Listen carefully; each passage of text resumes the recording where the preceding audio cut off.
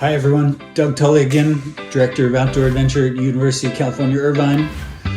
Let's talk today about sleeping bags and sleeping pads and their warmth and what you need to be comfortable out in the wilderness. So sleeping bags, you're going to find lots of variation out there from the things that you probably were sent to summer camp with as a kid.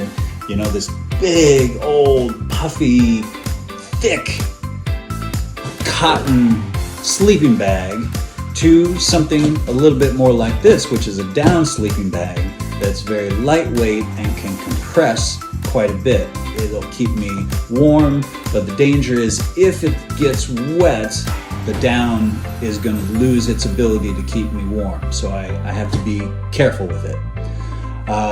So basically speaking, sleeping bags are going to come in either a synthetic type, which is a blend of a insulation that if it gets wet is not going to completely lose all of its ability to keep you warm, or a down, which is, you know, from a goose or a duck. There are different types of down that fill these things, typically goose down. But again, its warming ability comes from its ability to trap air that then our body heat warms to keep us warm, kind of building a little bit of a cocoon around us to keep our warmth. So if it were to get wet from anything from just a simple water bottle spilling on it or rain condensation, then that's going to deflate the down and it's going to lose its ability to retain that heat and keep us warm. So we have to keep down dry in order for it to be effective. But it can be very, very, very effective. It's a little bit more expensive, so that's another downside. The synthetic is a little bit less expensive. It doesn't quite compact into a small size for our backpack as well as down does, so it's not as compactable. And it's usually a little bit heavier as well. Down is usually the lightest weight, so it packs the best punch. But we can prevent ourselves from worrying about the issue of getting wet just doing a simple little trick. If I take my stuff sack and take a simple plastic bag, I can basically create a waterproofing layer by lining the inside of my stuff sack and then stuffing my backpack in that. So now the down sleeping bag itself isn't waterproof, but in case I were to hit a rain shower or anything else like that, or anything spills inside of my pack, then I've got this just simple waterproof layer in the stuff sack. So I'll stop talking so that then we can fast forward the video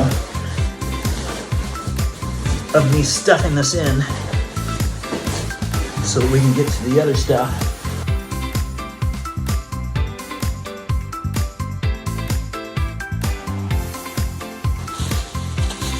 Squeeze all the air out and then just kind of seal it up so it's nice and compactable. And there you go. Your down sleeping bag is protected from water. Nice. Okay, so now let's also talk about a sleeping pad, because when we're out camping, backpacking, sleeping on the ground, wherever we put our sleeping bag is going to conduct the cold up through the ground. So we want to be able to use what's called a sleeping pad. So either a closed cell foam pad like this one, which doesn't let any of the heat through, or it could be an inflatable type one like this guy that does let some of the heat through depending on how thick it is and what its R rating is. The R rating is what we have somehow come up with, and I don't know where it comes from, but it talks about how much of that cold gets up through the substance. The R value here for the closed foam cell will be 0, and then for the insulated ones it will vary again based on its thickness and whatnot. The advantages and disadvantages: this is lightweight, it's low tech, it's practically indestructible, so it does a good job. Now it's certainly not as comfortable as this guy. When I inflate it all up, it's like sleeping on an air mattress. This one is, again, it's a lot more expensive. It could puncture with some sort of a rock or something like that, or even just kind of jumping on it, putting my knee on it. I mean, they're not that fragile, but it could puncture, so I could be out in the middle of my backpacking trip and then all of a sudden I've got a leak in my air mattress, and so that's no good. So weighing the pros and cons of those things, you just have to figure out how comfortable are you. If you can sleep comfortably on something like this, then you're probably set with something like that. If you need a little bit more comfort, then you're probably going to opt for something in the inflatable family. And then it depends on how cold we sleep. Everybody sleeps a little bit differently. Some people, like me, I just seem to radiate my body heat off. I keep making it, but unless I have a good sleeping bag and a good insulation from the ground, I will wake up in the middle of the night and I'll be, shivering cold because my body just can't keep the heat in me. Other people, they've been known to sleep very warm. For whatever reason, their body just keeps their heat in, so they get away with not having to have as insulated of a sleeping bag, or they can use a thinner sleeping pad or something like that. So it just depends on you and your comfort level and what you like. Okay, sleeping bags tend to be rated with a degree rating, and that degree rating, so this bag, for example, is rated to 15 degrees. Now, all of us in the outdoor industry basically know to add 10 degrees to that. So really this bag will keep me warm to about 25 degrees Fahrenheit on any given night or outing. Why they do it exactly that way, where they're rating it to 15 degrees, again, it would be a very long explanation, and I'm not even sure if I know all the ins and outs of why it's done that way, but again, that's how they apparently do it. So just think about adding 10 degrees to it. If I had a 30 degree sleeping bag, then that's probably good for a 40 degree night. So more of a summer night, maybe coastal camping along the beach here, maybe up in Santa Barbara or something like that, where temperatures don't get too cold. I was using this one a lot when I was out in Joshua Tree in the winter months, January, where it was getting down to right about freezing. So 30, 32 degrees is I needed that to be keeping me warm to about 25 to be on the safe side, and so that worked out pretty well for me. That was doing a good job and hitting the mark for me.